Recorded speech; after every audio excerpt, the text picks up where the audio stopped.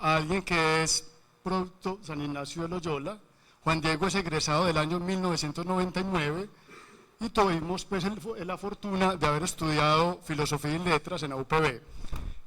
Posteriormente se desplazó a estudiar maestría en el Imperial College y posteriormente siguió sus estudios en la Universidad de Toronto, Canadá, donde ambas carreras de posgrado fue en Historia y Filosofía de la Ciencia.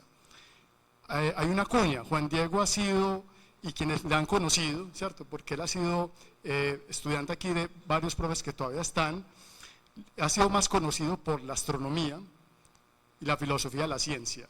Juan Diego viene trabajando este tema sobre la bomba atómica hace aproximadamente más de 10 años, o sea, yo ya conozco una versión número 15 aproximadamente, y me surgió el interés de invitarlo, bueno, para escuchar otra voz, ¿cierto? Para que ustedes, que son estudiantes activos del colegio, tengan también como una visión, ¿cierto?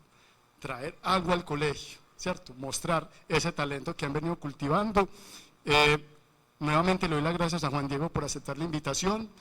Sé que no es fácil pues uno cuadrar y poner de acuerdo a todos, pero aquí estamos para disfrutar también como de su conocimiento. Y bueno, Juan Diego, tienes la palabra. Muchas gracias.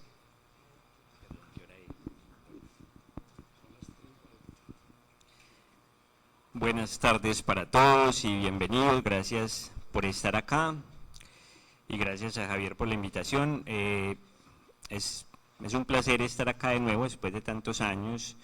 Yo creo que la última vez que di una charla en este lugar, porque esto se llamaba antes Audiovisuales, esto era un solo, es decir, no estaba dividido en dos, eso fue por allá que como en el 95, hace mucho tiempo, pero bueno, buenos recuerdos aquí del colegio.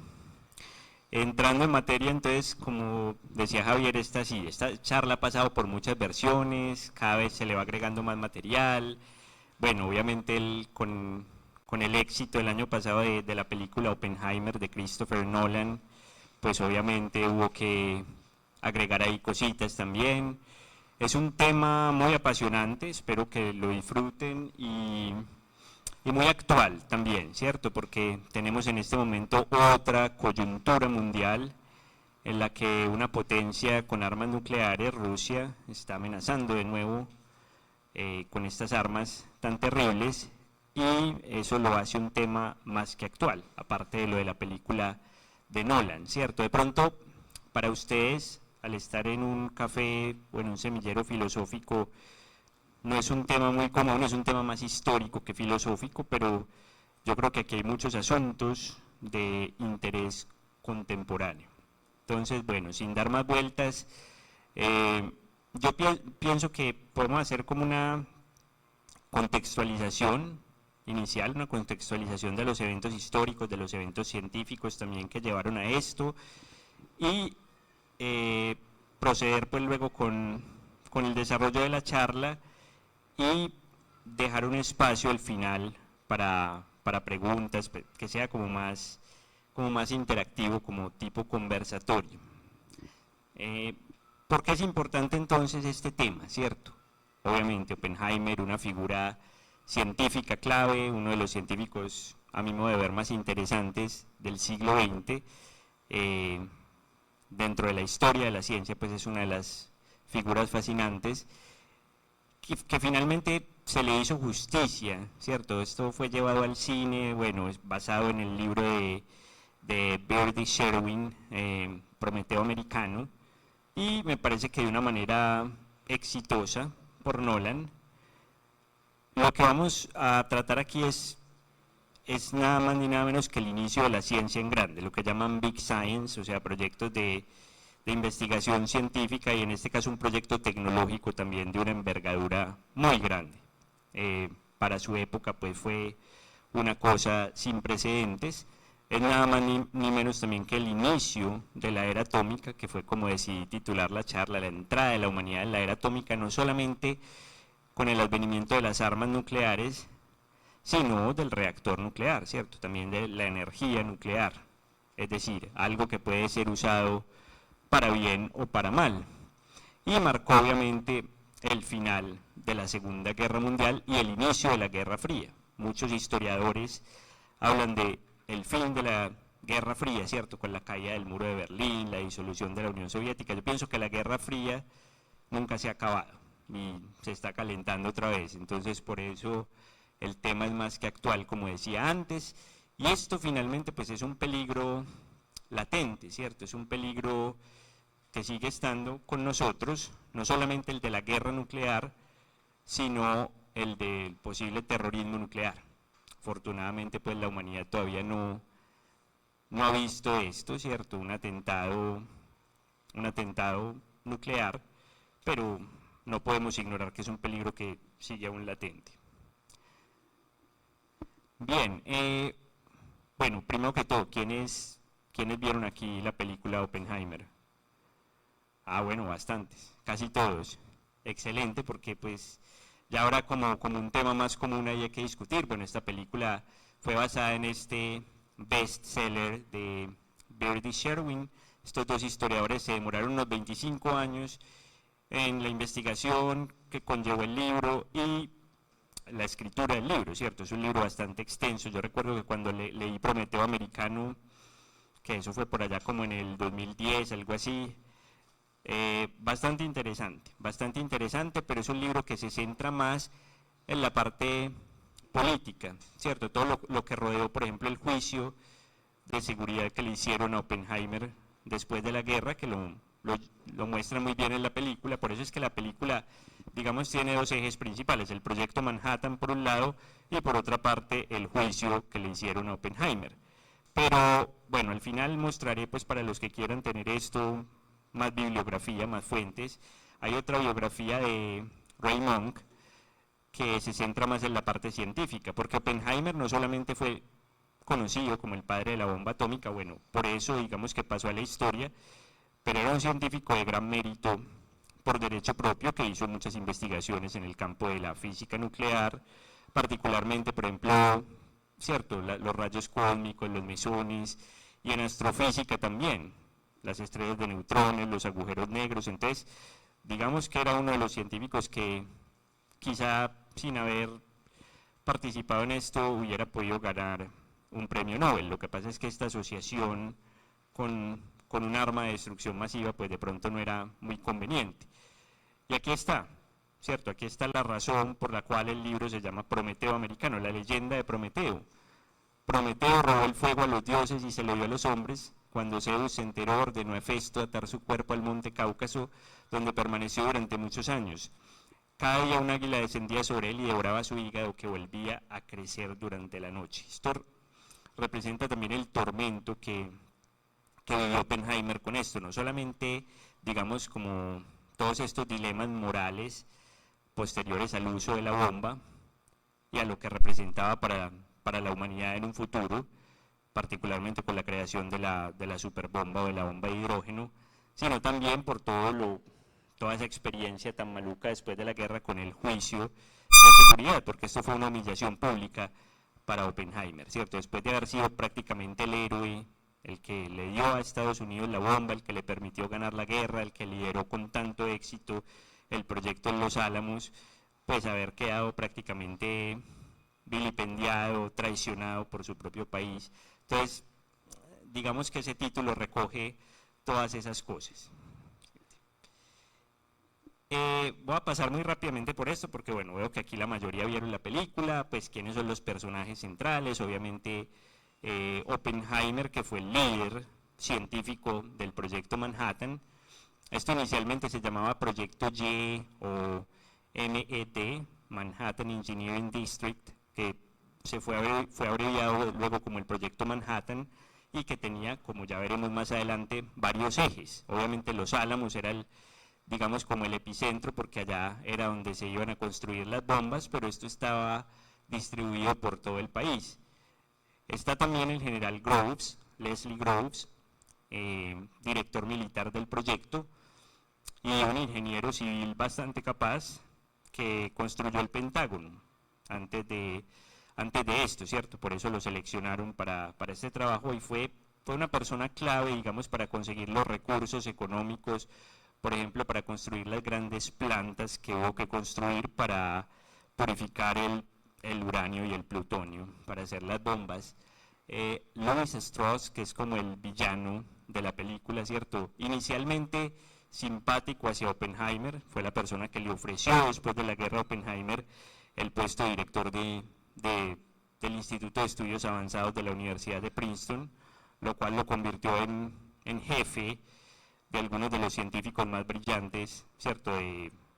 Empezando por Einstein, Kurt Gödel estaba también allá, estaba luego von Neumann, que también estuvo en el proyecto Manhattan, pero con el tiempo empezó a haber fricciones y se convirtió en un antagonista, en un rival de Oppenheimer y la persona que prácticamente llevó a este juicio de seguridad de la Comisión de Energía Atómica, en la cual Oppenheimer tuvo un papel prominente.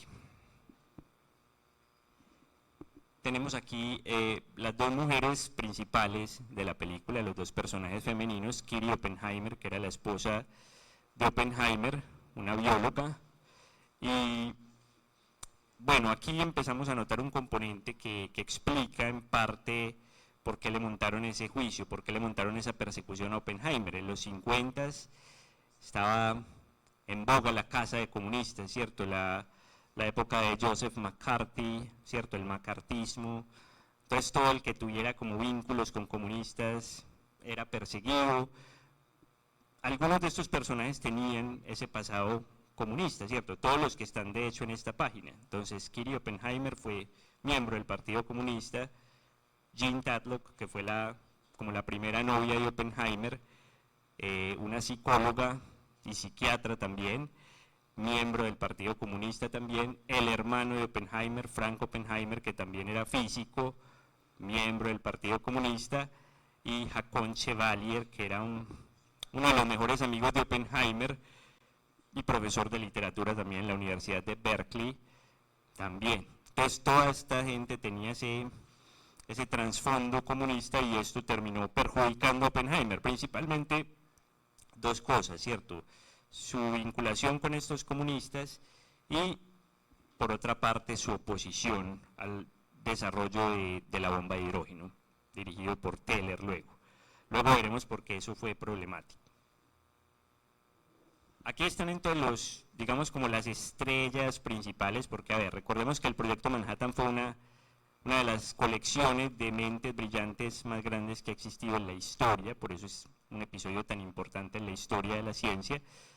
Aquí están algunos de los que salen en la película, que es una mínima fracción, pero quizá los más importantes, los que ganaron premios Nobel también. Está obviamente Einstein, que con su descubrimiento de la equivalencia de la masa y la energía, ¿cierto? La famosa ecuación de Einstein, pues digamos que puso las bases para que pudiera hacer esto posible en primer lugar, aunque, perdón.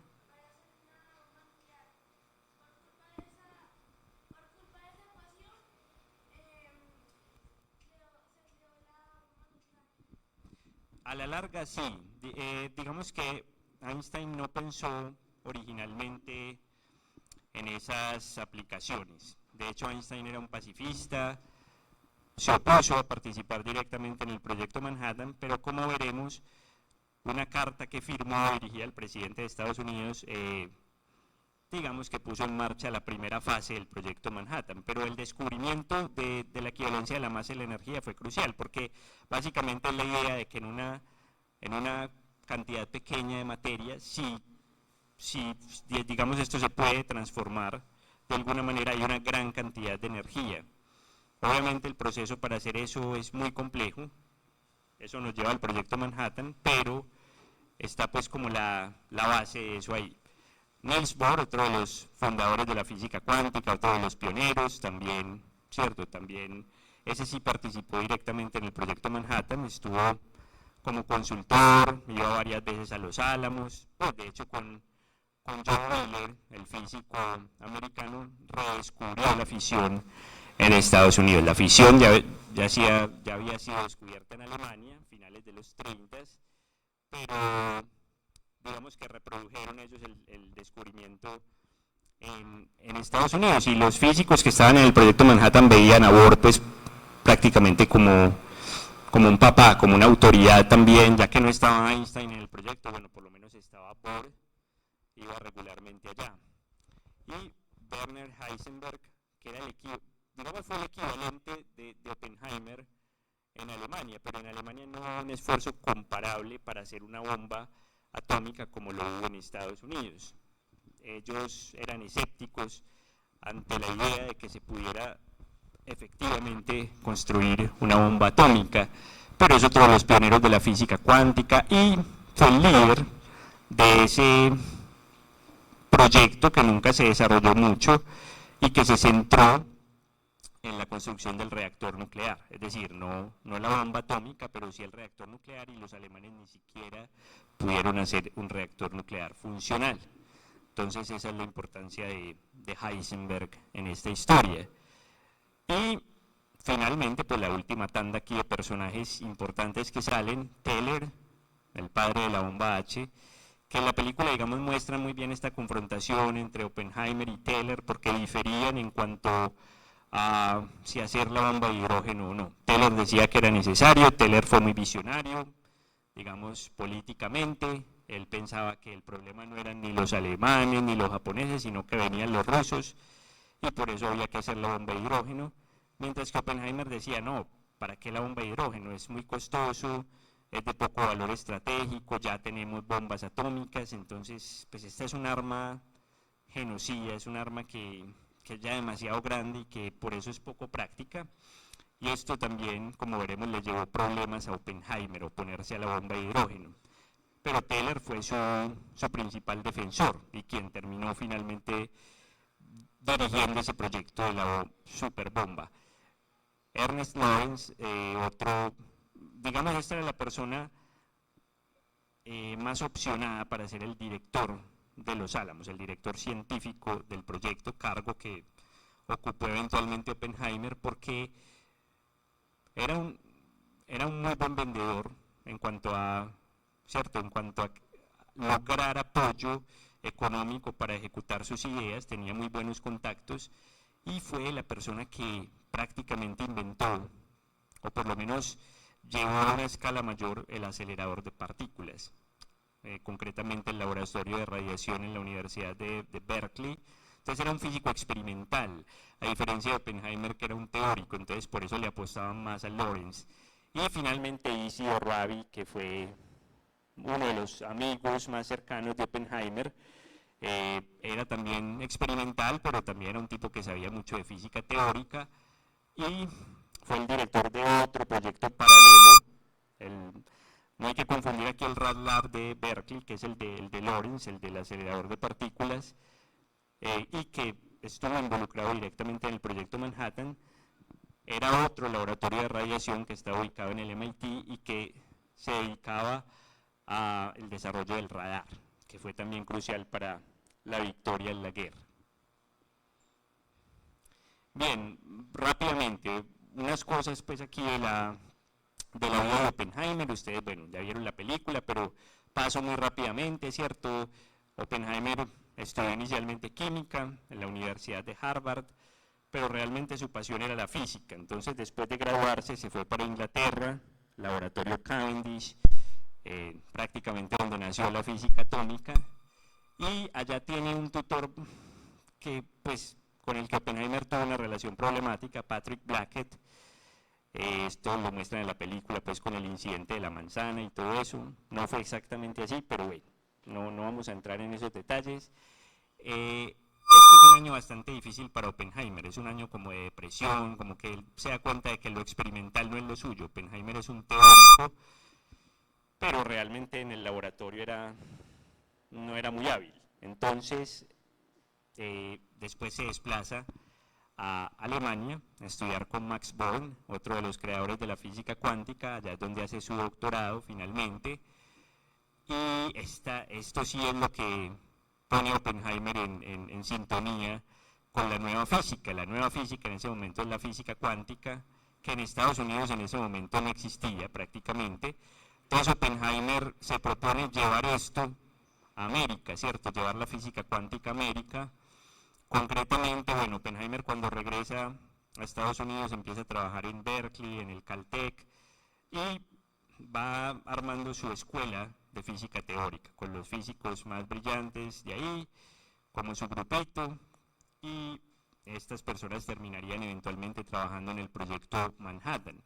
También en los 30s hace investigaciones importantes en astrofísica, que ya había mencionado, concretamente pues, lo referente al límite de masa de las estrellas de neutrones, investigaciones preliminares de lo que hoy conocemos como los agujeros negros, pero también se va metiendo en estos círculos izquierdosos, ¿cierto?, comunistas. Entonces esto no es muy bien visto por sus colegas y va a ser más mal visto todavía en retrospectiva. ¿Cómo es posible que el director del proyecto Manhattan, que tenía que estar, digamos, al tanto de tantos secretos, tuviera este pasado político tan dudoso, ¿cierto? Porque esto, recordemos que era un proyecto ultra secreto.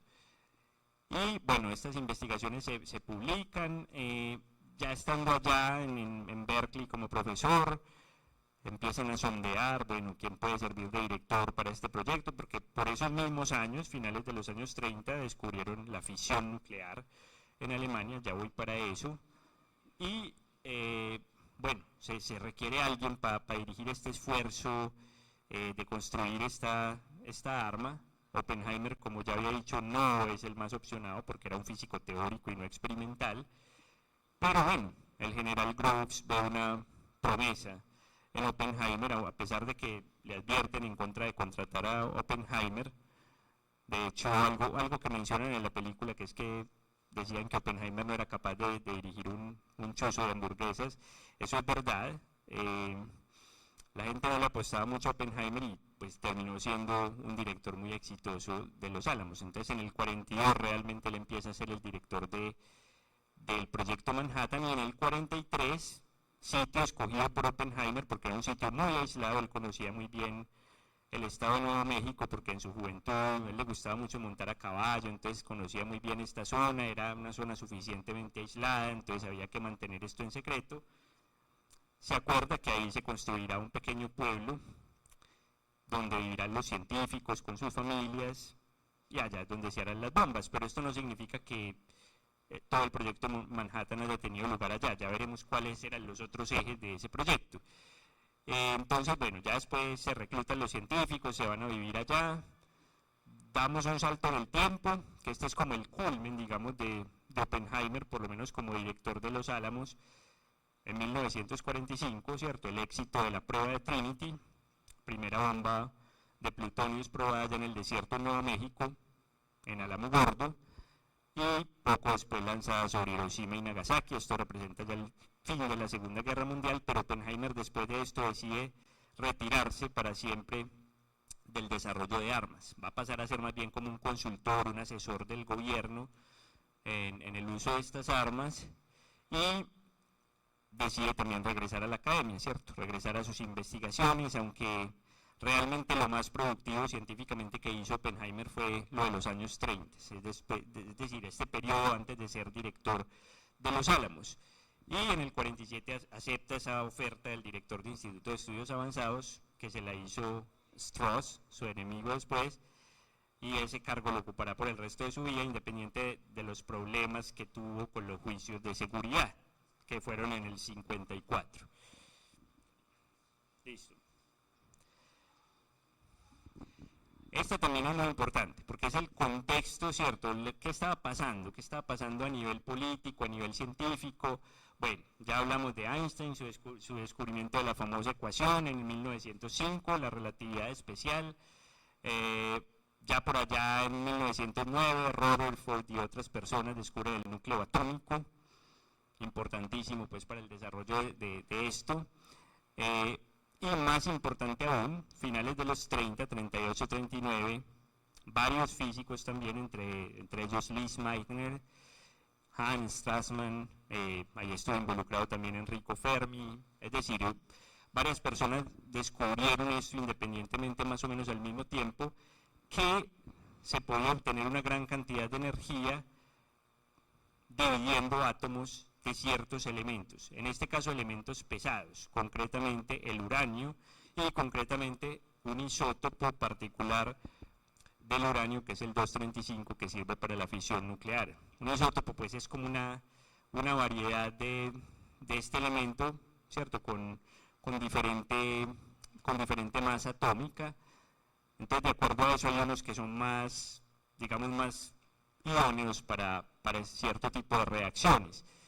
Cuando se enteran de esto, inmediatamente surge una preocupación, y esto es lo que va a motivar el proyecto Manhattan. ¿Qué tal si con esto se puede hacer un arma muy poderosa? ¿Y qué tal si los alemanes, porque al fin y al cabo allá fue donde se descubrió la cosa, pueden hacer esta arma primero? Tenemos que hacerla primero que ellos. Esa es la motivación del proyecto Manhattan, ¿cierto? No significa que en Alemania, porque no hayan avanzado, como ya había mencionado antes, no lo hayan intentado. También inmediatamente allá surgió el Club del Uranio, el Uranverein, y cuando se enteran de esto, particularmente un físico que va a ser clave aquí, Leo Szilard, un húngaro, se va a preocupar bastante con esto y dice, no, hay que poner en marcha una investigación seria sobre esto, hay que alertar al presidente de Estados Unidos. ¿Y a quién van a escuchar? A Einstein, porque Einstein era una celebridad científica, entonces va por allá con otros físicos húngaros, con Wigner, con Teller, a que Einstein firme una carta para el presidente Roosevelt, urgiendo a que haya más investigación en esta dirección para que los alemanes no puedan hacer esto primero. La famosa carta de 1939, esto pone inicialmente en marcha un esfuerzo moderado del Comité del Uranio, que luego es lo que se va a convertir en el proyecto Manhattan en el 42. En Inglaterra también habían empezado el MAUT, investigaciones en esta dirección, concretamente sobre la masa crítica. La masa crítica es, digamos, la cantidad mínima que se requiere de uranio para mantener una reacción en cadena. Ya explico esto más adelantico, pero esto inicia también en Inglaterra. Inglaterra era aliada de Estados Unidos, entonces empieza este intercambio también de información científica. El proyecto Manhattan entonces ya inicia en forma después de que Estados Unidos entra en la guerra, 1941, con el ataque japonés a Pearl Harbor. Ya hay una declaración de guerra oficial, Estados Unidos está en la guerra. Ya en el 42 entonces Groves nombra a Oppenheimer como líder científico del proyecto, y en el 43 pues se van a trasladar a Los Álamos y se van a construir las plantas de producción de uranio y de plutonio. Y entonces otra cosa que es importante aquí es que en el 42, es decir, mucho antes de probar la bomba, en el 45 ya se pudo hacer el primer reactor de fisión nuclear en la Universidad de Chicago, el equipo de Fermi. Esto, como ya dije, es algo que los alemanes ni siquiera nunca pudieron hacer, ¿no? Menos la bomba, pero el reactor tampoco lo pudieron hacer. Y en el 45 es que pasan todas estas cosas, bueno, la rendición de Alemania, la primera prueba de la bomba en Trinity, el lanzamiento de las bombas sobre Hiroshima y Nagasaki, la rendición incondicional de Japón en agosto y finalmente la renuncia de Oppenheimer a Los Álamos para volver a la academia. Pero aquí empieza lo que conocemos como la Guerra Fría, ¿cierto? Ya bueno, gracias a unos espías que hubo en Los Álamos, entre ellos Klaus Fuchs, que fue el más importante, hubo una filtración de información a la Unión Soviética, y en el 49 los rusos prueban la primera bomba atómica, bomba de fisión, ¿cierto? Que es prácticamente la bomba de plutonio, es decir, la que probaron en Trinity y la que lanzaron en Nagasaki, es prácticamente un calco de esa bomba. Les pasaron información muy detallada.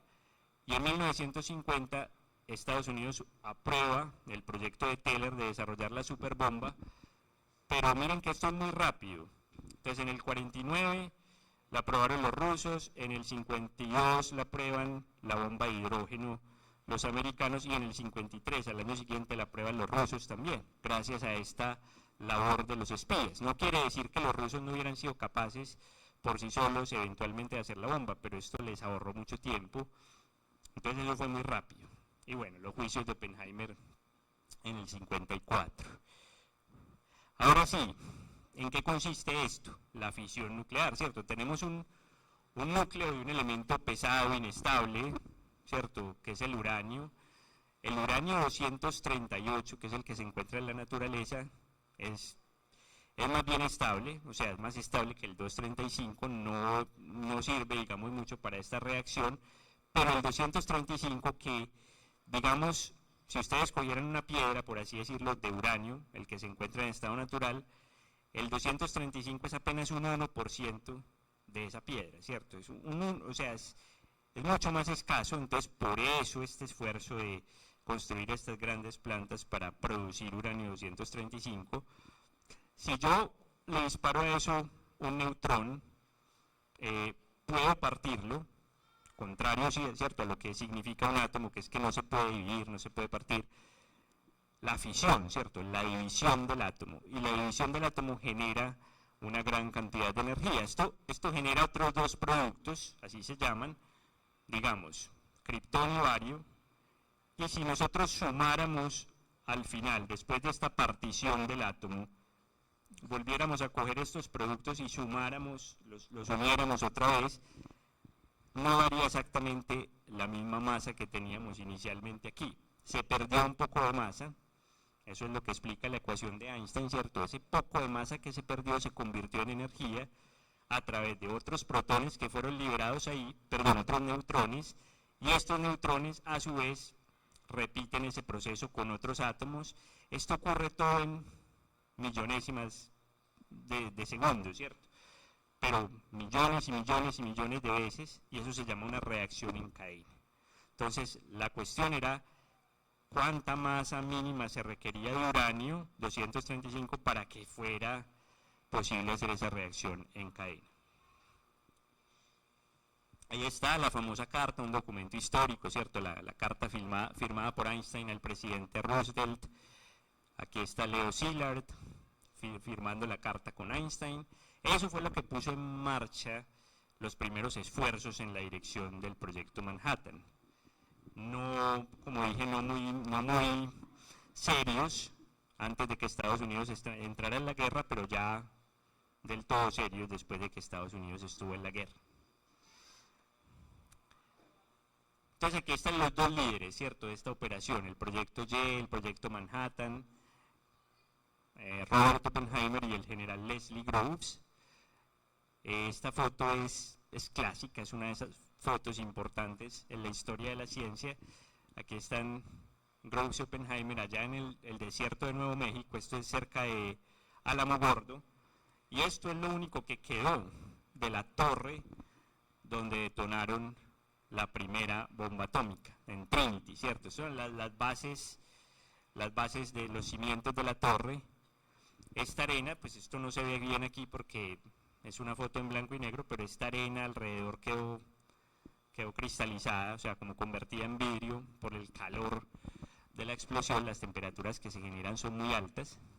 Entonces es como el culmen, ¿cierto? El éxito del proyecto Manhattan antes, aproximadamente un mes antes de lanzar las bombas sobre Hiroshima y Nagasaki. El objetivo es muy claro, porque hay gente que se pregunta, bueno, pero los físicos que estaban trabajando en esto sí sabían exactamente qué era lo que iban a hacer. Pues claro que lo sabían desde el principio, y muchos de ellos, que eran emigrados judíos, que estaban huyendo de la Alemania nazi, veían esto como su contribución a la guerra, ¿cierto? Hay que parar a Hitler. Entonces, el objetivo, como se presenta en los Alamos Primer, que es como una serie de conferencias que dictó Robert Serber, prácticamente la mano derecha de Oppenheimer, para informar a los físicos cuando llegaron allá a los Álamos, es esta, ¿cierto? El objeto del proyecto es producir un arma militar práctica en la forma de una bomba en la cual la energía es liberada a través de una reacción en cadena de neutrones rápidos en uno o más de los materiales que presentan fisión nuclear. No solamente el uranio presenta fisión nuclear, el plutonio también, pero el plutonio es un elemento ya sintetizado por el hombre que no se encuentra en estado natural, y concretamente el plutonio 239. Entonces había que producir también plutonio porque es aún más efectivo que el uranio 235 para la fisión. Costo del proyecto de la época, $2.000 millones, eso era mucho en esa época. La cifra que yo he averiguado, a cuánto sería equivalente hoy, pues lo que dicen las fuentes es entre 25.000 y 30.000 millones de dólares, pero yo creo que eso es bajo. Yo creo que eso es bajo considerando, digamos, las inversiones militares de Estados Unidos, por ejemplo, el dinero que han enviado en armamento a Ucrania en este momento. Yo creo que es una cifra más bien baja. Entonces, tengo ahí como mis dudas sobre esas cifras contemporáneas. En todo caso, en esa época sí era la cifra de 2.000 millones de dólares y había que separar entonces estos isótopos, el uranio 235 y el plutonio 239, pero no se sabía exactamente cómo hacer esto porque nadie lo había hecho, ¿cierto? Entonces el plutonio, como ya dije, había que producirlo a partir del uranio, ¿cierto? Básicamente, en reactores nucleares. Pero entonces primero había que purificar suficientemente el uranio y nadie sabía, había varios procesos, no voy a entrar en esos detalles, el gaseoso, el térmico, el electromagnético, no se sabía bien cuál iba a funcionar mejor. Entonces el general Groves, esto fue una de las decisiones importantes del proyecto Manhattan, dijo no, hagámoslo los tres a la vez y los utilizamos en cascada, ¿cierto? Entonces lo que produjimos, digamos, con el gaseoso, entonces lo metemos al térmico y lo metemos luego al electromagnético para ir purificando sucesivamente el uranio y para que el proceso sea más rápido, porque recuerden que es una carrera contra el tiempo. Hitler no puede hacer la bomba primero, entonces aquí no se escatimó en recursos. Sí, esto iba a ser más costoso, pero había que hacerlo y había que hacerlo rápido. Logística, listo. Los diferentes ejes del proyecto. Entonces, obviamente, el central, que es el laboratorio de Los Álamos en Nuevo México, donde se diseñarían y se ensamblarían las bombas. La planta de Oak Ridge en Tennessee, la de producción de uranio 235, los tres procesos que acabo de mencionar. La planta de Hanford, que eran reactores nucleares para la producción de plutonio. El Met Lab en la Universidad de Chicago, también trabajó mucho en el plutonio, en metalurgia concretamente, pero allá fue donde se hizo el primer reactor nuclear, la pila atómica de Fermi, en el 42. El Rad Lab de Berkeley, el de Lawrence, la separación electromagnética, es decir, utilizando los aceleradores de partículas, y el de Columbia, la Universidad de Columbia en Nueva York, separación gaseosa y térmica. Estas eran como las principales divisiones o los principales ejes del proyecto a gran escala, si miramos a Estados Unidos en general, ¿cierto? Y además estaba la colaboración, por ejemplo, con los británicos, que también estaban investigando. Y estas son ya las divisiones en Los Álamos, es decir, en el laboratorio de Nuevo México había una división teórica que se ocupaba de los cálculos, ¿cierto? Masa crítica, reacción en cadena, hidrodinámica de las explosiones, fusión nuclear. Fusión nuclear es ya el desarrollo de la bomba de hidrógeno, que es otra reacción que veremos a continuación. La experimental, ¿cierto? Las muestras, el análisis de las muestras de uranio y plutonio, la fisión espontánea, que fue otro descubrimiento que hicieron ahí, que estos elementos, particularmente el plutonio, se fisiona, o sea, son tan inestables que se fisionan espontáneamente, y esto puede ser un problema a la hora de hacer detonar una bomba. Eso fue un problema pues que reorientó la investigación en Los Álamos. La división metalúrgica y química, que es la que estudiaba las propiedades de los elementos fisibles, así se llaman, los elementos que pueden presentar fisión. Y ya la más práctica, digamos aquí donde estaban los ingenieros, ¿cierto? Balística, explosivos, diseño y detonación de las bombas. Todo eso estaba en Los Álamos. Entonces aquí están geográficamente los ejes del proyecto, ¿cierto? La Universidad de Columbia en Nueva York, Oak Ridge en Tennessee, el Met Lab en Chicago, Hanford, por allá arriba en el estado de Washington, la Universidad de Berkeley en California, Los Álamos aquí el eje central, y cerca también más o menos en el mismo estado de Nuevo México, Alamogordo, que fue donde fue la prueba de la bomba llamada Trinity. Aquí está una foto de esa época, no de cómo es ahora. Si ustedes miran en internet ahora, laboratorio de Los Álamos, eso se volvió una ciudadela, eso siguió creciendo y creciendo y creciendo. Esta es una foto de la época, ¿cierto? De cómo era el laboratorio de Los Álamos, pues el pueblo que tuvieron que construir ahí en medio del desierto. Y esta es una foto de una de las plantas gigantes, en este caso la de uranio, que tuvieron que construir para el proyecto Manhattan. Aquí realmente pues no se aprecia mucho la escala de eso, pero eso es demasiado grande. Bueno, otra de las concepciones equivocadas sobre esto es que las dos bombas eran iguales, ¿no? Que la bomba de uranio y que la bomba de plutonio eran iguales, que la bomba de Hiroshima y la bomba de Nagasaki eran iguales, sí, eran bombas atómicas ambas, pero tenían mecanismos muy diferentes. Entonces aquí tenemos el método del cañón, porque es un método realmente demasiado simple. Aquí hay una masa de uranio, eso se llama una masa subcrítica, es decir, que está por debajo de la masa crítica, porque si no detonaría, y desde la parte trasera de la bomba disparan a muy alta velocidad el componente que le falta para completar la masa crítica, que al unirse generan la explosión nuclear, ¿cierto? Entonces es muy simple porque esto digamos son explosivos convencionales. Disparar esto a suficiente velocidad es un problema pues de balística, de artillería, para generar aquí la explosión nuclear cuando se unen y forman una masa crítica. Entonces este método, digamos que para los físicos era, o sea, iban a la fija, eso iba a funcionar, funcionaba porque funcionaba, entonces esto ni siquiera lo probaron. Esta es la bomba de Hiroshima, la primera bomba atómica usada en combate, Little Boy, una bomba muy simple que no vieron la necesidad de probar. Pero este sí es un diseño más complejo, que es la bomba de implosión.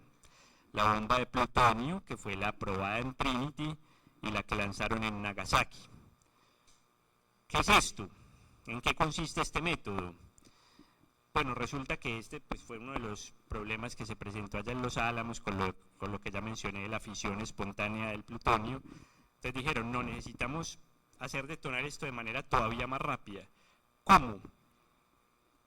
El plutonio es todavía más inestable que el uranio.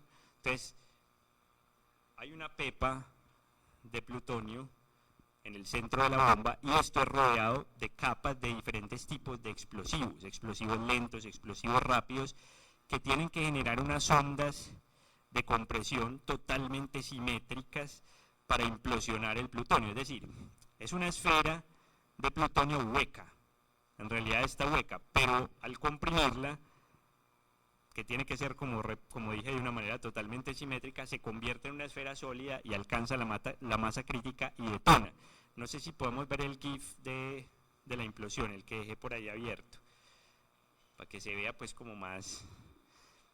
Es decir, estos son capas de explosivos. Aquí, por ejemplo, ni siquiera se vería la pepa de plutonio, allá sí. Pero eso tiene que ser, entonces tiene que detonar todo al mismo tiempo y de manera simétrica, y esto fue un problema muy difícil de resolver. Entonces empezaron digamos, a coger tubos metálicos y los rodeaban de explosivos a ver cómo quedaba implosionado el tubo. Y esos tubos se doblaban para todos los lados, daban formas asimétricas. Entonces muchos físicos decían, no, esto no va a funcionar, ¿cierto? Esto realmente no va a funcionar. Pero bueno, siguieron investigando. Aquí tuvieron un papel muy importante los matemáticos porque los cálculos que había que hacer para esto eran complejos. Pero básicamente esto tiene, ¿cierto? Todas estas capas de explosivo de diferentes tipos tienen que detonar simétricamente y además simultáneamente. Y estamos hablando pues de fracciones de segundos, ¿cierto? De un tiempo muy corto. No sé si ahí se puede ver la animación, no. Bueno, no sé, yo lo había dejado abierto por ahí, pero no funcionó. Volvamos entonces a la presentación. Parece que no funciona ahí el.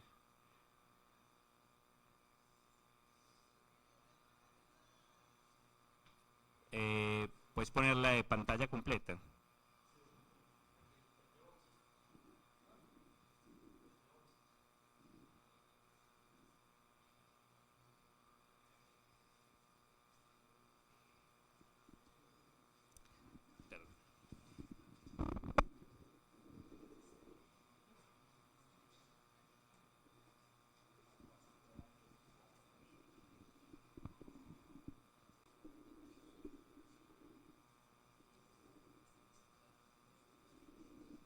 sí, ahí está bien.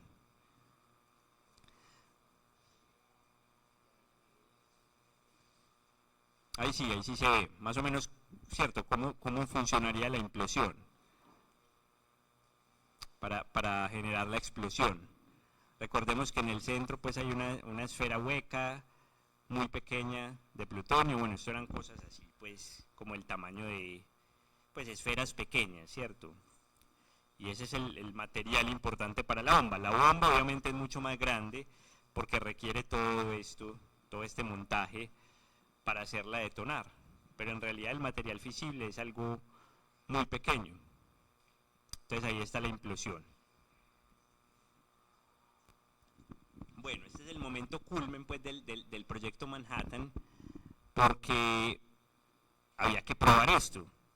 El método cañón iba a funcionar, pero la implosión no se sabía si iba a funcionar o no, entonces hay que probarla, hay que elegir un lugar suficientemente aislado, que no vaya a haber problemas con la radiación y todo esto.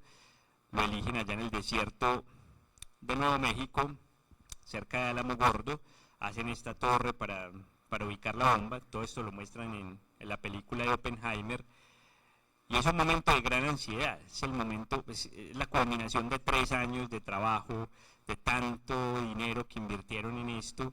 Todos los físicos hacen apuestas, no se sabe si esto va a funcionar o no, unos le apuestan, otros no le apuestan. Finalmente, bueno, la prueba tiene éxito. A la madrugada del 16 de julio de 1945, esta en realidad es la primera explosión nuclear en la historia, no es la de Hiroshima ni la de Nagasaki. Este es el monumento que hay ahora en ese lugar, donde tuvo lugar esa primera explosión. Y esto no es de mucho poder, obviamente para esa época era demasiado. Esto tiene más o menos como unos 20 kilotones, o sea, el equivalente de 20.000 toneladas de dinamita en poder explosivo. Pero pues esto no es nada en comparación a las bombas que se empezaron a hacer después, pero representó un éxito del proyecto. Entonces aquí viene lo siguiente, ¿cierto? El dilema, bueno, ¿qué hacemos? Listo, en ese momento Alemania ya se había rendido. Alemania era el enemigo principal, recordemos el temor pues de que los alemanes hicieran la bomba primero, pero los japoneses no se iban a rendir. Entonces, ¿usamos la bomba o no la usamos? ¿Cierto? El dilema. Pero veamos primero, bueno, si funciona. Sí, yo creo que sí funciona. 5, 4, 3, 2, 1.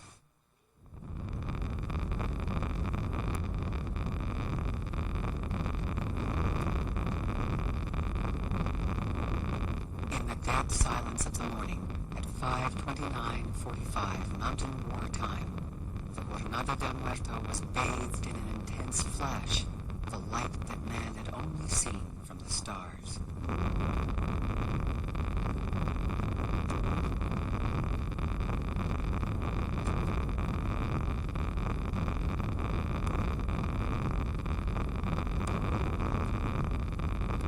Ahí viene una reflexión de Oppenheimer a The posteriori. world would not be the same. Few people laughed. Few people cried. Most people were silent. I remembered the line from the Hindu scripture, the Bhagavad Gita. Vishnu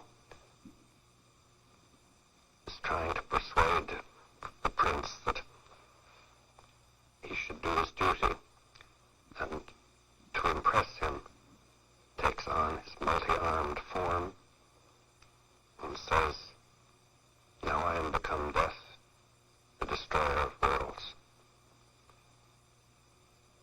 I suppose we all thought that one way or another. Bueno, básicamente lo que dice Oppenheimer ahí es rememorando ese momento que pensó en una línea del Bhagavad Gita. Oppenheimer era aficionado a la literatura de la India, que dice: me he convertido en muerte, el destructor de mundos, ¿cierto? Esto es una de las cosas más citadas de Oppenheimer, que también sale en la película, pero esto es como una rememoración o reflexión a posteriori. Posiblemente en ese momento no se dijo eso, según los testigos que estaban ahí. fue algo más simple, ¿cierto? Como que, uy, funcionó, qué alivio, algo así, ¿cierto? Pero claro, con la perspectiva del tiempo, pues obviamente se le añaden más cosas. Entonces aquí viene el dilema moral, listo, ya tenemos la bomba, ya funcionó, pero Alemania se rindió, sigue Japón. Japón no se va a rendir, recuerden, los kamikazes, la fidelidad absoluta al emperador. Entonces, ¿qué hacemos? Aquí hay un dilema moral, ¿cierto? Y Oppenheimer va a ser uno de los protagonistas de esos dilemas morales. Entonces, ¿cuál era la alternativa? Primero que todo, si Japón no se rendía, tocaba hacer una invasión tipo Normandía, tipo D, día D, de las islas japonesas. Esto hubiera sido una matanza demasiado grande, sobre todo de pérdidas de vidas americanas, de soldados americanos. Entonces ellos decían, bueno, pero si tenemos esta bomba, podemos salvar vidas. Eso suena paradójico, ¿cierto? No salvar vidas de japoneses, por supuesto. Lo que importaba en ese momento era salvar vidas de americanos. No tenemos que hacer un desembarco en Normandía, entonces usemos la bomba. Eso decían los que estaban a favor de usar la bomba, entre ellos Oppenheimer. Szilard, que paradójicamente fue uno de los que puso en marcha el proyecto Manhattan, recordemos la carta que le escribió firmada por Einstein al presidente Roosevelt, es uno de los que se va a oponer a esto, ¿cierto? O sea, Szilard dijo, no, hay que hacer la bomba, pero no usarla. Usémosla más bien, si la vamos a usar, en una demostración pacífica, ¿cierto? Invitemos a una delegación japonesa a ver la prueba de la bomba y decirles, bueno, si ustedes no se rinden, les vamos a lanzar esto, ¿cierto? Como una amenaza. Pero recuerden que no se sabía, ¿cierto? Estamos hablando de esto antes de la prueba de Trinity, pues no se sabía claramente si iba a funcionar o no. Entonces, ¿qué tal de invitar a una delegación japonesa y que la bomba sea un fiasco? Entonces, ese era uno de los contraargumentos. Ahora, después de que la bomba funcionó y se sabía su poder destructivo, Szilard y otros se siguieron oponiendo. Hombre, esto es un arma que va a matar demasiada gente. No usemos eso, ¿cierto? Hagamos algún otro tipo de demostración, tirémosla por ejemplo en la bahía de Tokio, lejos, que la gente vea eso desde lejos y se asuste, pero no matemos a nadie. Entonces empiezan a firmar unas peticiones, primero el reporte Frank y luego la petición de Szilard, que la firmaron varios, esa segunda versión la firmaron 70 científicos del proyecto. No sé si ustedes recuerdan una escena en la película que Oppenheimer está por allá en un hotel y le sale un señor canoso, ese es Szilard, pidiéndole que firme una cosa y Oppenheimer se niega a firmar. Esa es la petición de Szilard. Oppenheimer, bueno, aquí hay una cosa interesante, porque Szilard decía, nosotros los científicos somos los que mejor conocemos esta arma, los que la hemos desarrollado, los que mejor sabemos su poder destructivo y por tanto somos nosotros los, al saber más, los más idóneos para asesorar sobre si usar esta bomba o no. Oppenheimer, por otra parte, no pensaba eso. Oppenheimer pensaba, esto no es una cuestión de ciencia, esto es una cuestión de ética, de política, de estrategia. Los científicos no somos expertos en eso y no somos los más capacitados para asesorar al gobierno, pero paradójicamente recomienda usar la bomba y usarla sin advertencia contra Japón, ¿cierto? Entonces, esto es uno de esas paradojas, ¿cierto? No eran los más capacitados, pero sin embargo la recomendación de Oppenheimer es la que termina por implementarse. Luego de esto hay una reunión que también muestra en la película con el secretario de guerra, Henry Stimson, para definir blancos posibles. Entonces, por ejemplo, proponen que Kioto es la ciudad imperial de los japoneses, no, Kioto no, eso es algo demasiado simbólico para Japón, no. Definimos unos blancos que son Hiroshima, Kokura, Niigata y Nagasaki. Nagasaki hoy es el de malas, porque, bueno, no sé si saben bien cómo fue la historia, pero Hiroshima sí era un blanco primario. Entonces, en todos estos casos eran ciudades que no habían sufrido mucho por los bombardeos convencionales. Había habido unos bombardeos tremendos sobre Japón, por allá en marzo del 45-1, que murieron 100.000 personas, es decir, casi la misma cantidad que murió en Hiroshima, pero con bombas convencionales. Entonces, la idea era también ver el poder destructivo de esta arma en una ciudad que no hubiera sido muy destruida, ¿cierto? Y estas ciudades no habían sido muy destruidas, pero digo que Nagasaki fue muy de malas porque el blanco primario era Kokura. Después del bombardeo de Hiroshima, que fue el 6 de agosto del 45, a los 3 días, Boxcar, otro avión, otro B-29, salió con la misión de bombardear a Kokura.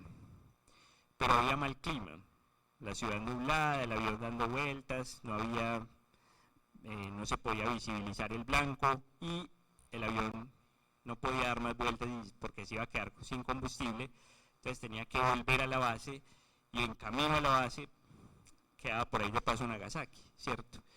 Entonces por eso lanzaron la bomba en Nagasaki, la segunda, que era un poquito más poderosa que la primera, ¿cierto? Recordemos que Hiroshima era una bomba de uranio, la otra era de plutonio, esta tenía un poco más de poder explosivo, pero por la geografía de Nagasaki, que era como un valle, así como Medellín, rodeado de montañas, eso aminoró un poco el efecto de la explosión, mientras que Hiroshima era totalmente plano, entonces los efectos fueron peores en Hiroshima. Este es el B-29, que era el único avión capaz de llevar la bomba en ese momento. Esto lo tienen pues en el Museo del Aire y el Espacio en Washington, y el otro también está por allá en el Museo de la Fuerza Aérea, el Boxcar. Este es el Enola Gay. Bueno, entonces después de esto viene otro problema, ¿cierto? Bueno, tenemos la bomba atómica. En ese momento Estados Unidos no tenía muchas. Japón se rindió incondicionalmente con 2 bombas, pero digamos que Estados Unidos tenía por ahí otras 3, o podía ir haciendo bombas, pero lentamente, no es que tuviera un arsenal nuclear, no es que pudiera usar bombas atómicas indefinidamente. Entonces viene Teller con su hijo favorito, ¿cierto? La bomba H o la bomba de hidrógeno, que esto es otra reacción diferente. Recuerden que fisión es división de átomos, átomos pesados, fusión es unión de átomos ligeros, en este caso isótopos del hidrógeno, el deuterio y el tritio. Ahí están, ¿cierto? El deuterio, un protón, un neutrón, el tritio, un protón, 2 neutrones. Esto se fusiona, y para que esto se fusione, para que se rompan esas barreras atómicas, se necesitan unas presiones y unas temperaturas demasiado grandes, que eso es lo que ocurre en el centro de las estrellas. La fusión nuclear es lo que produce la energía en las estrellas. ¿Cómo producir eso en la Tierra?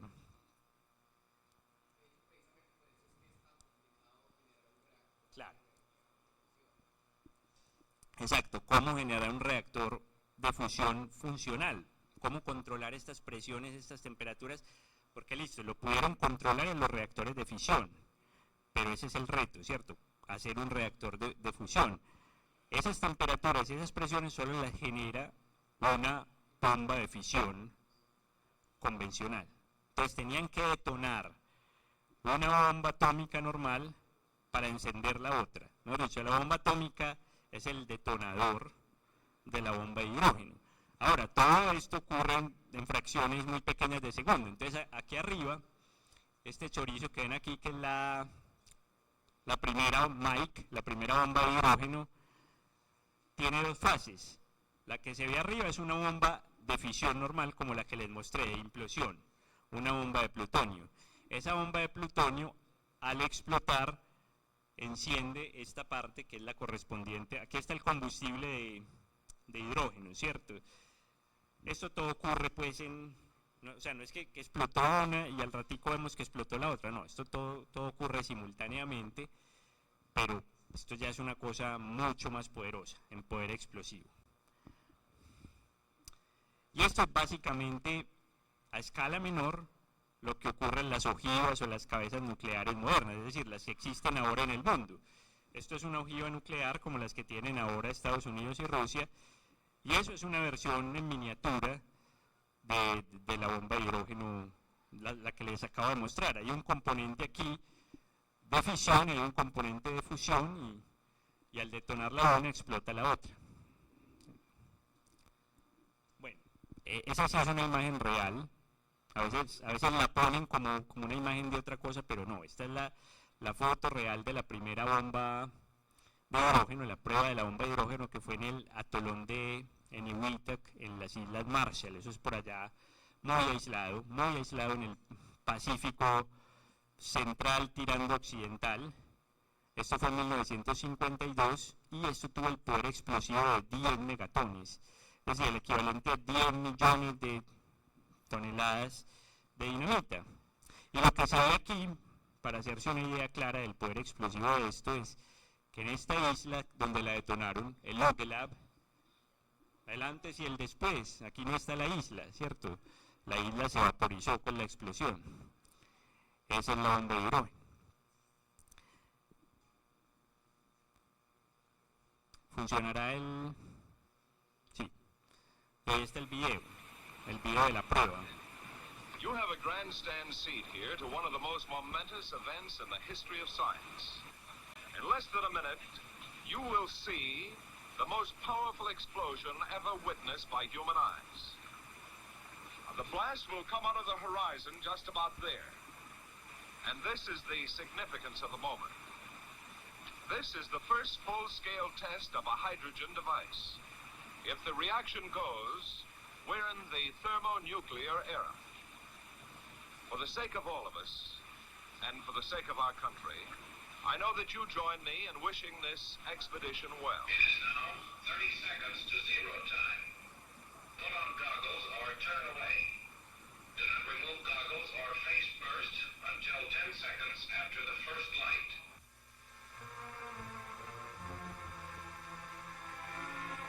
Eso fue en el 52, eso ya hace mucho tiempo. Minus 15 seconds.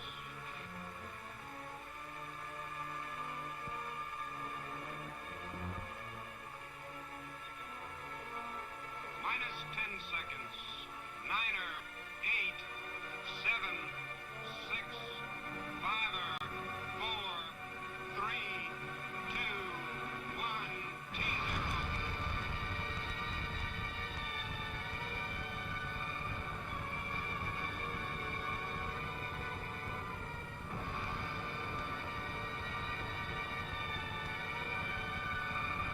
Entonces primero empezaron a hacer las bombas muy grandes y luego les tocó empezar a reducirlas porque eran ya demasiado grandes.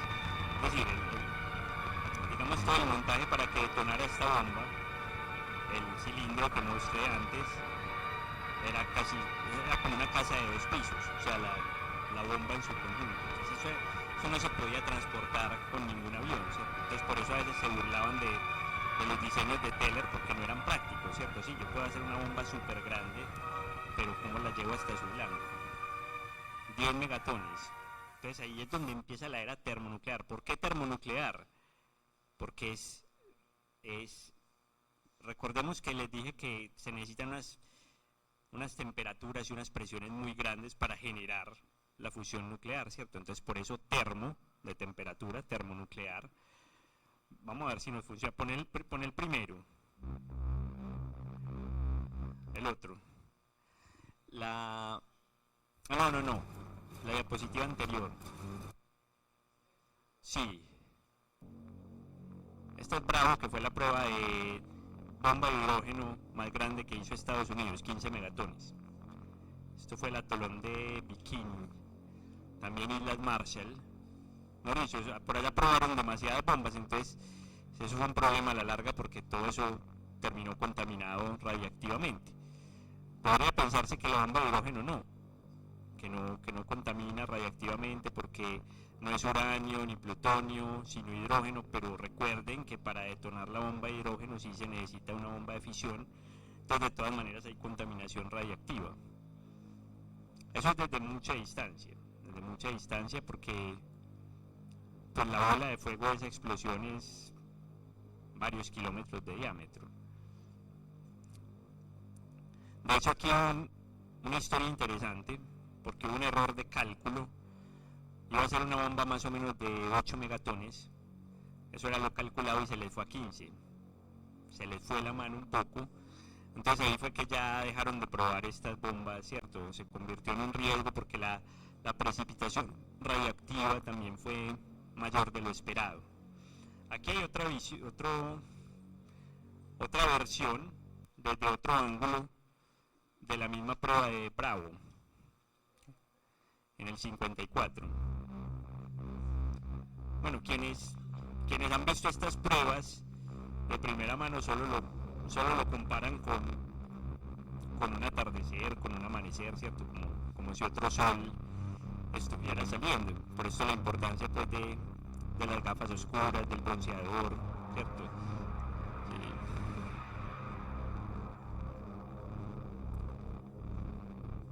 Y lo peor es que estas armas, pues sí, algunas han sido desmanteladas, pero otras siguen existiendo en los arsenales del mundo, entonces ese es el problema.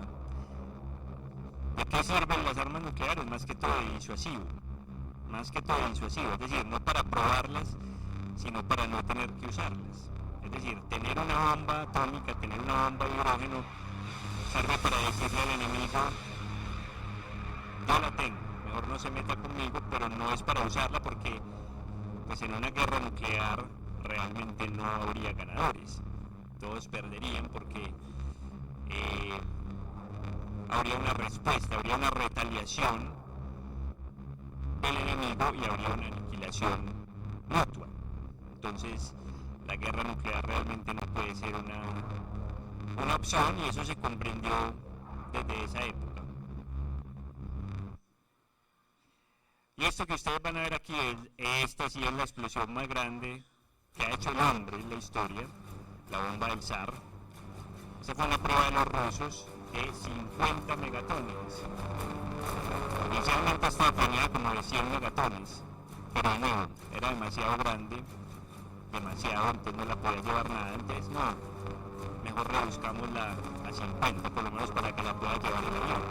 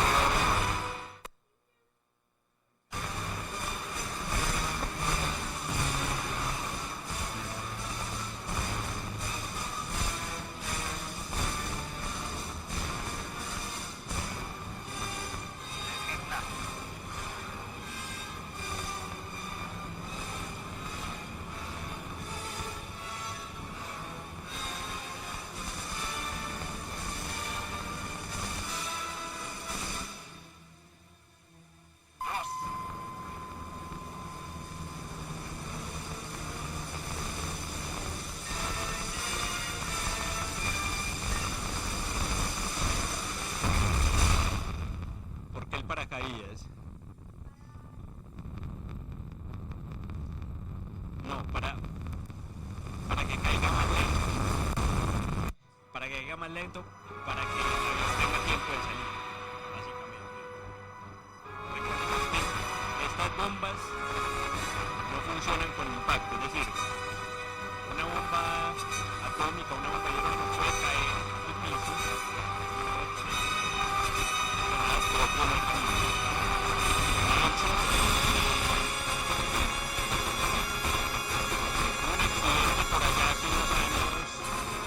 Bombardero de Estados Unidos se le cayeron 4 bombas de hidrógeno en España. Digamos, si hubiera estado activado, hubiera una buena parte de España, pero eso no explota con el impacto.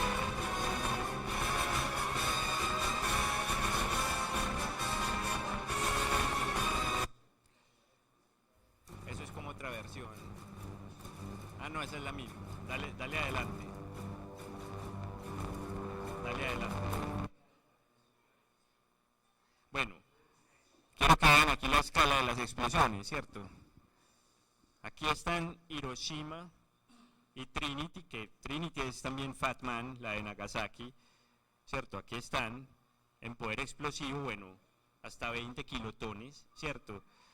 Y aquí están, otra vez, estas dos, comparadas con Mike, con Bravo, con la bomba del SAR, ¿cierto? Es ya otro nivel, ¿cierto? Ya hasta los 50 megatones. Ya a nivel explosivo, ¿cierto? Es otra escala, otra magnitud, sí. ¿Cómo? Como 60 kilómetros de altura el hongo, sí. Y ahí está la amenaza latente, ¿cierto? No sé qué tan actualizado sea esto y además, con esta información siempre hay que ser muy escéptico. Una cosa es la cifra que dicen tener y otra cosa es la que realmente tengan, ¿cierto?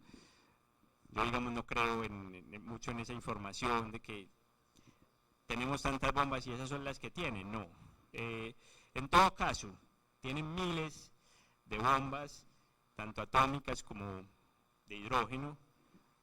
Obviamente Estados Unidos y Rusia ahí pues son los ganadores. Curiosamente Ucrania, que está ahora en problemas, era la tercera potencia nuclear, ¿cierto? La que tenía más armas después de Rusia y Estados Unidos, pero debido a un acuerdo en el que obviamente salió perjudicada Ucrania, Estados Unidos los convenció de salir de sus bombas nucleares, de su disuasión nuclear y dárselas a Rusia.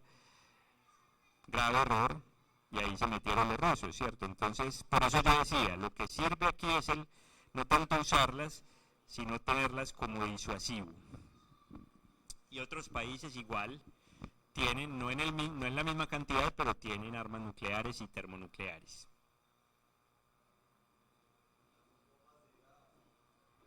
¿Cómo? ¿Bombas qué? Irak. Ah, Irán. No es algo, digamos, como confirmado porque precisamente ha habido todo un intento de bloquear esos intentos nucleares de Irán, ¿cierto? Cada vez que Irán está avanzando en su proyecto, hay alguna operación, sea de Israel o de Estados Unidos, para frustrar eso. El peligro pues, de que una teocracia islámica tenga bombas nucleares es evidente, ¿cierto? Pero no es, o sea, han hecho, digamos, como avances en esa dirección. No es que la tenga operacional, yo no creo que la tenga operacional, pero sí tienen, digamos, cantidades de uranio, de plutonio, que pueden utilizar en lo que se llama una bomba sucia. Una bomba sucia no es comparable a una detonación de esas. Puede ser una bomba no muy grande en poder explosivo, pero que puede diseminar radiación y hacer mucho daño. Entonces eso sí lo pueden, digamos, como estar en capacidad de hacer eso sin tener que producir una explosión de esas. La reflexión de Oppenheimer, a lo que apuntaba con lo de la guerra nuclear total, ¿cierto? Podemos ser comparados con dos escorpiones en una botella, cada cual capaz de matar al otro, pero solo al riesgo de su propia vida, ¿cierto? Esa es, yo creo que una de las descripciones más concisas y más precisas de lo que sería una guerra nuclear. Sí, yo puedo acabar al otro, pero el otro también me acaba a mí, entonces por eso mejor mantengámonos así, ¿cierto? El disuasivo nuclear. Y eso es lo que ha mantenido en cierto equilibrio al mundo desde entonces, pero ese equilibrio se puede romper, sea con terrorismo nuclear, sea con un tipo como Putin al mando de un arsenal nuclear. Y aquí, bueno, los que quieran le toman foto a eso. Aquí hay unas recomendaciones bibliográficas, desafortunadamente no mucho en español, ahí resalté en amarillo lo que está en español, pero bueno, tradujeron el libro de Prometeo Americano, en el que está basada la película, apenas lo tradujeron el año pasado. Ese de los científicos de Hitler es interesante porque describe el desarrollo de las cosas en Alemania, lo que estaba pasando en Alemania. También hay un relato bacano de Richard Feynman, Los Álamos desde abajo, su experiencia en el proyecto Manhattan, sí.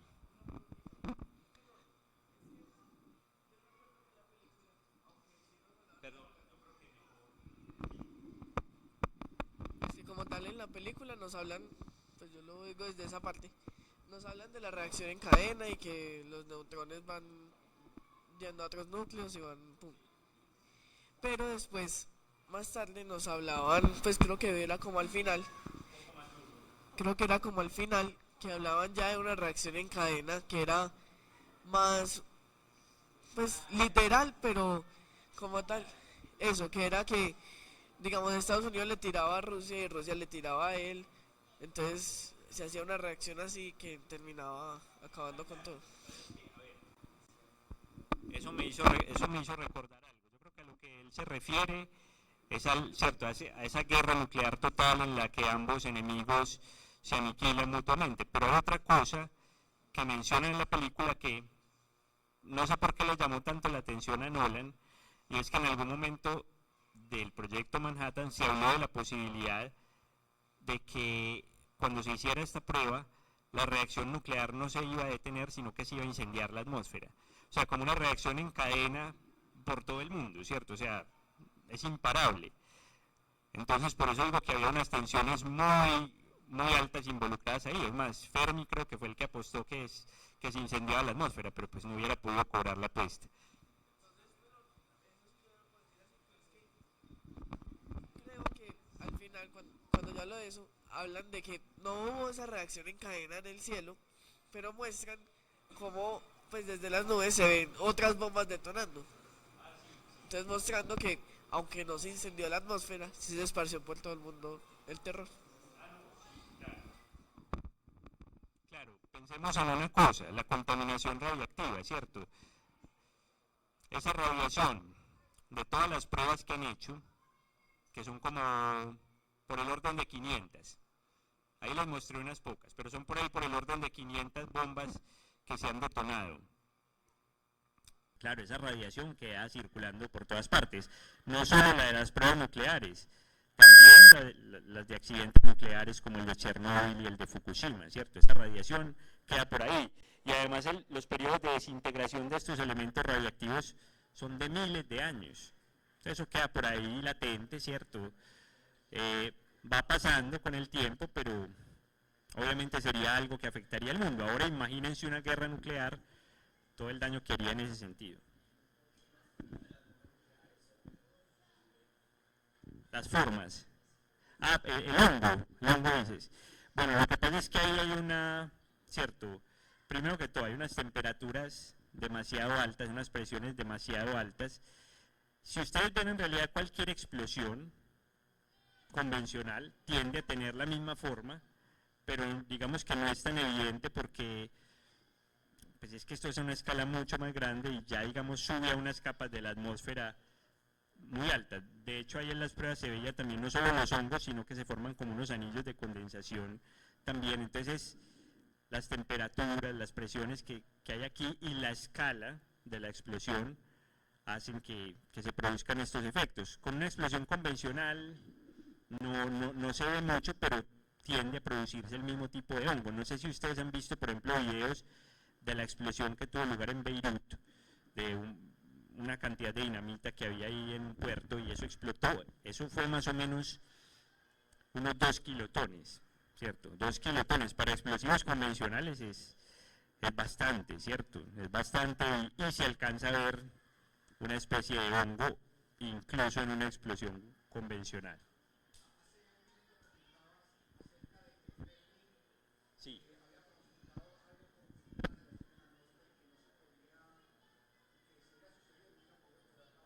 Sí.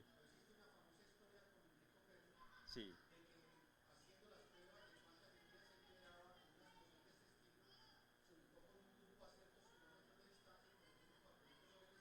Ah, sí.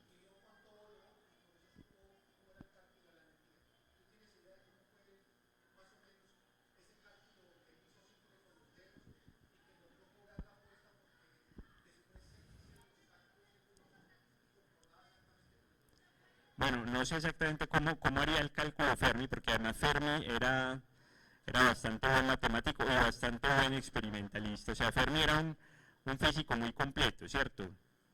Teórico, pero a la vez experimental. Estas posibilidades de que, pues, de que hubiera esa ignición de la atmósfera, yo creo que estaban prácticamente descartadas en ese momento, pero había todavía una posibilidad menor. Lo que hizo Fermi fue que, claro, él estaba a cierta distancia, había digamos, varios puestos de observación, había unos que estaban muy cerca, digamos, Oppenheimer y su equipo estaba como 9, más o menos 9, 10 kilómetros, que eso es cerca pues para una explosión de estas. Fermi creo que estaba más lejos, pero lo que hizo fue que, claro, cuando venía calculando pues cuando venía la onda expansiva de la explosión, soltó unos papelitos y midiendo el desplazamiento de los papelitos por la onda expansiva, sacar más o menos un estimado de qué poder explosivo pudo haber tenido. Esto, como les decía, fue más o menos por el orden de unos 20 kilotones, pero en ese momento no se sabía muy bien si esto iba a funcionar o no, y por eso había varias apuestas, ¿cierto? Perdón, ¿qué hora es? Son las 5 en punto. Bueno, muchas gracias de nuevo.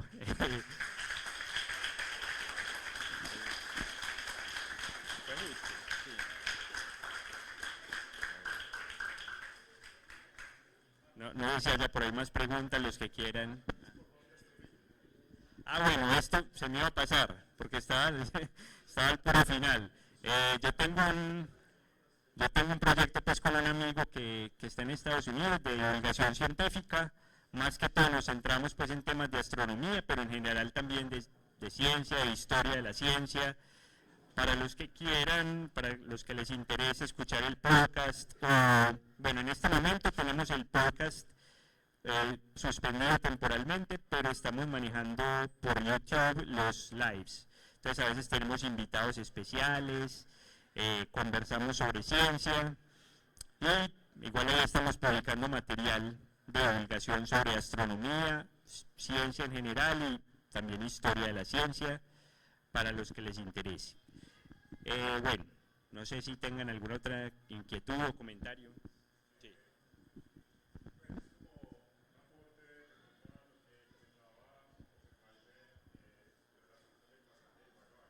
Sí.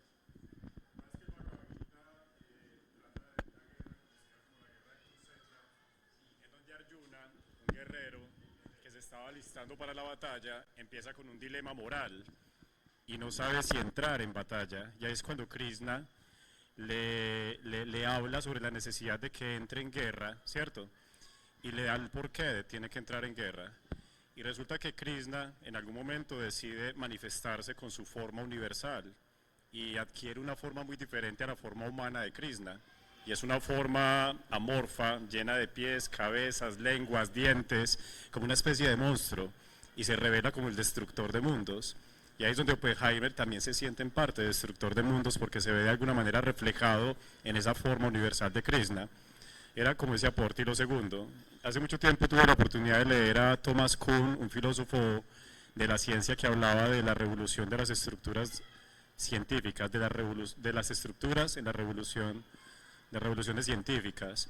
Y yo diría que eso marcó una revolución, ¿cierto? Para bien o para mal lo marcó porque se tuvo que romper una serie de paradigmas, pero finalmente todo esto a dónde nos va a llevar, es decir, qué cantidad de dinero se ha invertido, ya sabemos más o menos cuántas necesidades humanas se pudieron haber suplido con todo esto, pero más allá de todo esto, ¿cierto? Dentro del tema militar y científico, ¿a dónde nos va a llevar todo esto? Es como una pregunta que me genera. Gracias.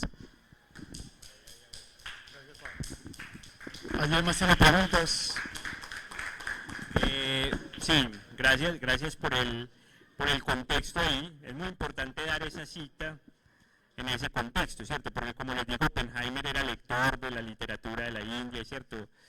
Sí, si a uno le dicen la frase, el destructor de mundos, pues eso está sacado de su contexto, pero Oppenheimer piensa a posteriori, ya reflexionando muchos años después del evento, hace esa asociación con ese pasaje que acabas de mencionar. Como dije, no es que lo haya dicho en ese momento, probablemente no, los que estaban ahí no recuerdan eso. Y lo otro, ¿a dónde nos va a llevar esto? Esa es una buena pregunta, precisamente en la coyuntura de ahora. O sea, yo diría que prácticamente estamos en una tercera guerra mundial no oficial, yo pienso que las cosas están en equilibrio simplemente por la reflexión final de Oppenheimer ahí, ¿cierto? Porque saben que tienen el poder de aniquilarse mutuamente, pero esto no descarta la posibilidad de que alguien en algún momento rompa ese equilibrio y use un arma nuclear. Ahora, yo no creo que a Putin le convenga usar, por ejemplo, un arma nuclear en Ucrania porque, primero que todo, contaminaría los territorios de los que se quiere apropiar, el viento puede soplar la radiación hacia Rusia, que está ahí al lado, la reacción de la comunidad internacional va a ser muy fuerte, probablemente no una respuesta nuclear porque saben a lo que llevaría eso, pero yo creo que sí habría ya una respuesta militar contra Rusia, pero entonces eso puede escalar, ¿cierto? Puede escalar a lo otro. Entonces sí, es bastante inquietante de todas maneras saber que esos arsenales todavía existen. Algunas cosas han sido desmanteladas, pero otras no, y recordemos que ya son bombas de mucho poder explosivo, es decir, no es que los arsenales de ahora tengan, por ejemplo, la bomba del zar. Eso fueron pruebas como, digamos, compitiendo entre ellos a ver quién podía hacer la bomba más grande. Eso ya no, pero sí, digamos, más eficientes, más precisas, las han reducido en tamaño, pero igual siguen siendo bombas muy poderosas, que las pueden llevar aviones, que las pueden llevar misiles balísticos intercontinentales. Entonces, de todas maneras, es un peligro latente y no sabemos. Ojalá pues esto no desemboque en una guerra nuclear, pero yo a veces pienso que antes hemos sido muy de buenas. O sea, que esto fue hace ya mucho tiempo, el proyecto Manhattan fue en la década de los 40 y que no haya habido un intercambio nuclear.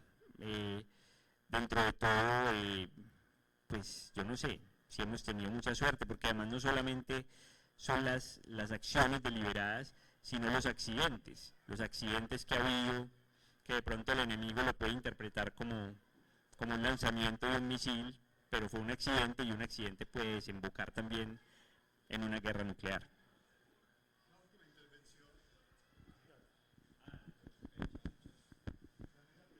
Bueno, que se dice que respecto al proyecto de la bomba alemana, que tú lo mencionaste, realmente se descubrió posterior a la guerra, que no estaba tan avanzado como se creía, pero se dice que realmente no avanzó lo que en teoría se creía durante la guerra, porque Heisenberg lo saboteó debido a razones morales. Entonces, en realidad, ¿qué tan cierto es eso? Y pues uno también se plantea la pregunta, ¿cuál era el mal menor? Porque obviamente no era como la mejor idea tirarle una bomba de ese calibre a gente en Japón, pero entonces durante la guerra se plantea cuál era el mal menor, ¿cierto? Bueno, muy bueno ese comentario porque es una hipótesis que no es, digamos, la oficialmente aceptada, que Heisenberg, claro, sabiendo que trabajaba para Hitler y sabiendo que Hitler no podía tener esa arma, saboteó el proyecto. La evidencia apunta más bien a que los alemanes no tuvieron suficientes recursos. Heisenberg también era un teórico, no era un experimentalista, y realmente fue que no pudieron, ¿cierto? Pero que de pronto si hubieran podido, sí lo hubieran hecho. No creo que haya habido este intento de bloquear esto, porque Heisenberg estaba del bando de los nazis, y de hecho hay una discusión ahí que llevaron a una obra de teatro, incluso aquí en Medellín la presentaron 2 veces, que se llama Copenhague. Básicamente es una conversación entre Heisenberg y Bohr, porque Bohr estaba del lado de los aliados. Entonces es Bohr tratando de sacarle información a Heisenberg de qué estaban haciendo allá y viceversa, ¿cierto? Pero es como ese dilema y esa acusación moral también de Bohr, ¿cierto? Usted está trabajando para Hitler, usted está trabajando para los nazis. Hay físicos ahora que consideran que, ¿cierto?, que Heisenberg definitivamente estaba del lado equivocado y que no hubo tal intento de bloqueo, sino que más bien no pudieron, ¿cierto? Pero es una hipótesis. En primer lugar, gracias por este espacio. Yo quisiera preguntarte, más bien bélicamente hablando, pues las bombas, este tipo de bombas sentan un precedente en el que ya los soldados no tienen que ir a la batalla, los soldados no tienen que morir para ganar una guerra. Entre comillas, lo que vemos hoy con los ciberataques. Puede haber una guerra en la que los bandos no se miren ni siquiera la cara. Entonces yo te quisiera preguntar acerca de ese precedente que sienta la bomba y hacia el futuro del combate armado, hacia dónde nos dirigimos, si nos dirigimos a combates entre robots, entre drones, o cuál es tu teoría sobre esto. Sí, muy buena intervención, porque recuerden que estos arsenales nucleares, con lo terribles que son muy viejos. Estas armas son muy obsoletas ya y son demasiado grandes. Ese era uno de los argumentos de Oppenheimer contra la bomba de hidrógeno. ¿Esto qué valor estratégico tiene? Ninguno. Destruir una ciudad como Londres, como Nueva York, con una sola bomba, ¿esto qué? ¿Cierto? Yo pienso que las cosas han ido evolucionando a más efectividad, ¿cierto? Obviamente no sabemos qué están haciendo ahora. Recuerden que este proyecto fue ultra secreto, no sabemos cuáles son los proyectos ultra secretos de ahora con inteligencia artificial, posiblemente con desarrollo de armas de antimateria, no sé por qué lado va la cosa, pero yo no creo que sea con armas nucleares ni termonucleares, porque es que esto no sería efectivo. Yo pienso que, por ejemplo, habría que ver qué pasa. Digamos, si Rusia llega a usar un arma nuclear, yo no creo que la respuesta sea nuclear, que la respuesta de Occidente, hace poco estaba viendo por ahí unos escritos de un analista donde se hacía esa pregunta, bueno, ¿qué pasaría realmente? ¿Cuál podría ser la respuesta de Occidente si Putin usa un arma nuclear? Y es lo que decía básicamente, yo creo que habría, o sea, cierto, deshabilitarían a Rusia, la desconectarían del resto del mundo, algo energético. Piensen, por ejemplo, en dejar un país sin energía, dejarlo sin conectividad, un ataque cibernético, ¿cierto? Es una cosa mucho más eficiente, incluso que algo nuclear que pone en peligro además a todo el mundo, no solamente al enemigo, sino a mí también. Entonces yo creo que ese desarrollo de armas ha tendido a otras cosas que no podemos saber mucho, porque esto siempre será información clasificada, secreta, pero yo no creo que vaya por el lado de las armas nucleares y termonucleares. Pues no, aquí haciendo alusión a lo que comentaban ahorita de que la... Ah, bueno, espérate. Eso. Pero haciendo alusión a lo de que si los alemanes hubieran tenido la bomba o si todo eso.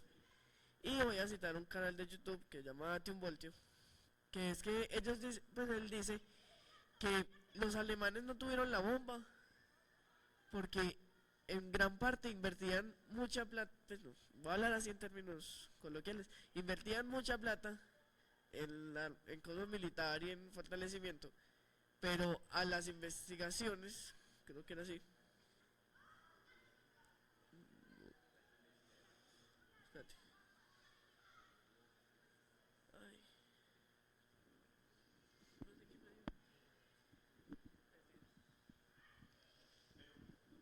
Hay una cosa, y es que si digamos, unos errores estratégicos en intervención, ¿cierto?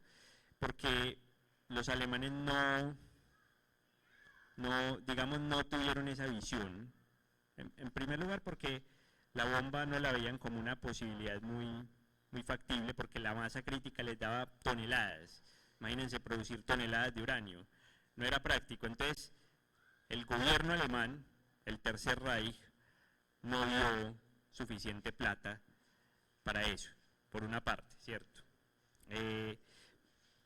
Entonces, probablemente si hubieran invertido más en eso, si hubiera habido más apoyo del gobierno, como si lo hubo en el caso de los aliados, de pronto hubieran también podido hacer la bomba.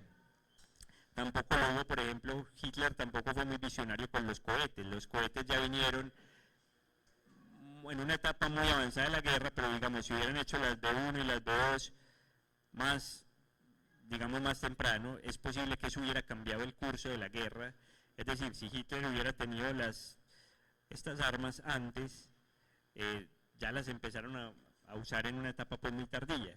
Y lo mismo, sí, pienso yo que pudo haber pasado con el desarrollo nuclear, que no le metieron suficientes recursos, ni pues no le dieron muchas posibilidades a eso.